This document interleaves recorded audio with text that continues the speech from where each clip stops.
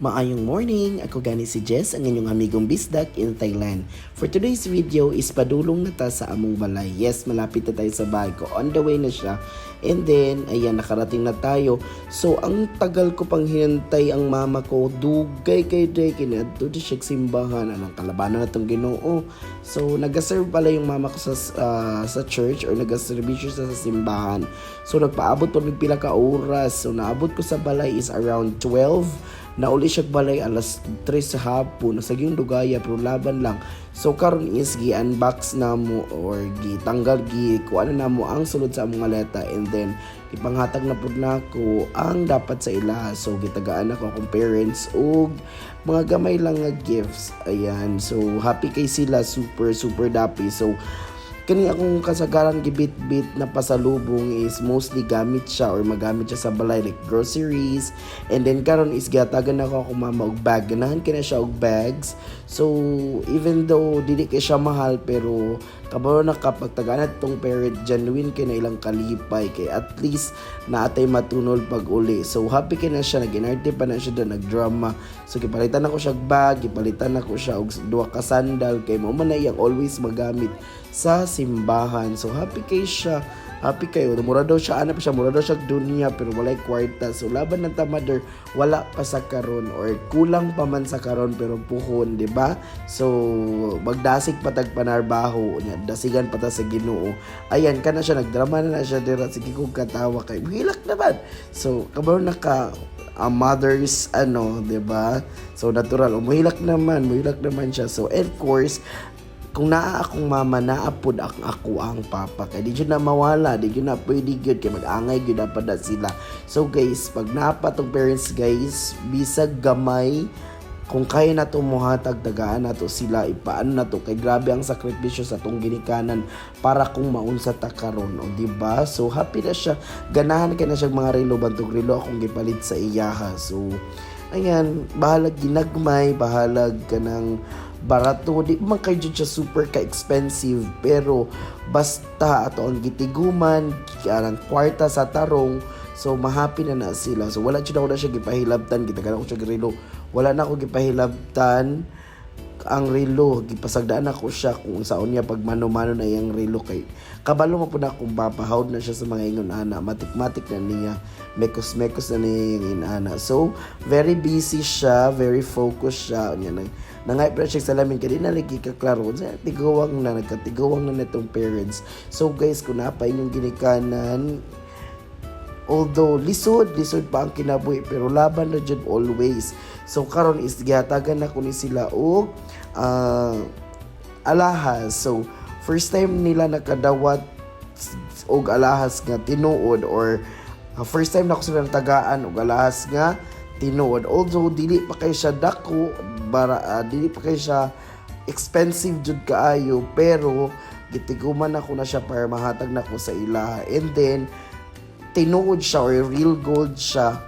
So maka-proud kaayo nga makita tong ginikanan nga malipay gud sila nga nakadawat og mga ingon ana. Kay guys, grabe ang sakripisyo sa akong ginikanan. So i-give back na to, kung kaya na to mo give back, bisan ginagmay, bisan hinay-hinay, ihatag jud na to guys, kay wala ta kabalo sa panahon kung asa sila taman ug asa ra pud ta taman. So kung naa pa sila, try to kanang pamper sa ilaha, bisag nagliso dili pa kayo sapat, pero always na to, mauna akong always ginapray nga unta dasigan pa ko, tagaan pa ko og igong kusog kaalam kahibalo para ma-provide pa nako sa akong family.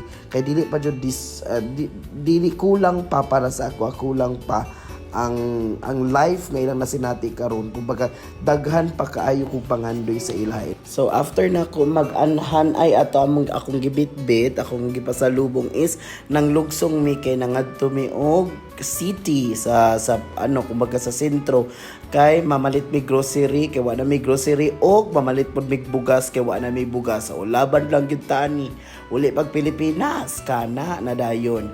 So kayan guys, nami sa grocery store, ayan namili ra akong mama ug akong manghod kung unsa mang kailangan sa balay, unsa mga importante kay na good luck na Mabuhay Pilipinas gyud ang show. And then ayan, na may ako maghaplas. So alam na pag haplas na ang paliton, nagkabata na gyud ta ni charot. So ayan siya guys, mamalit sa mi.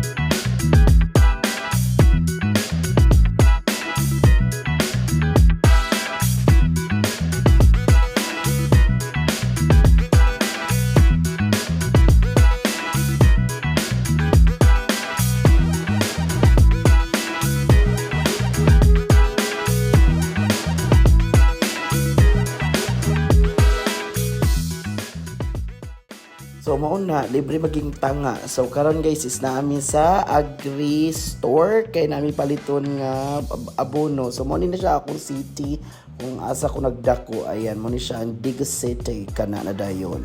So kay nangauhaw man ning tanan na malit mi og palamig. Mo jud ako paborito kay sa una pa. Pero karon ala mahal na kayo tag 20 na day. Gini mabang tag 20 tag G's. So karon is na malit bin tapok-tapok. So tip na siya guys para makamura mo or makaless mo. Diri mo sa tapok-tapok mamalit dili mo dito sa katong na-install gud nga kuan. Kay barato rin sila pwede ka makabalit og cheese 20 ana. So after is na malit akong mama og akong mangod og manok. Ayan sila na akong ipapili kay sila ray kabalon sa ilang gusto nga part sa manok. So namalit mi dira and after is namalit mi og sugbahon isda na may pubig bangus and then birthday sa akong mama namalit mi cake. Kunya pa ko na humanog kaon. Inom na pod uhaw kayo kasi sobrang kainit pero si dagan kayo na siya sa night market dahil ni sila diri guys pero sayo pa man wala pa kayo siya open. So humanami og pamalingke nang uli nami ayan siya guys nag tricycle nagpedicab na dami pakyaw siya mahal kay siya. So kung nabayad ani is 350 peso mahal na kay pamaliti diri guys super. So pauli nami sa balay ayan siya medyo layo pa jud ang amo ang biyaheon and then pag abot mo sa balay is nagsugba may para sa akong panihapon bangus o tulingan paskadyong lamia. Lami kay sinugba sa Pilipinas. Kana lang, salamat!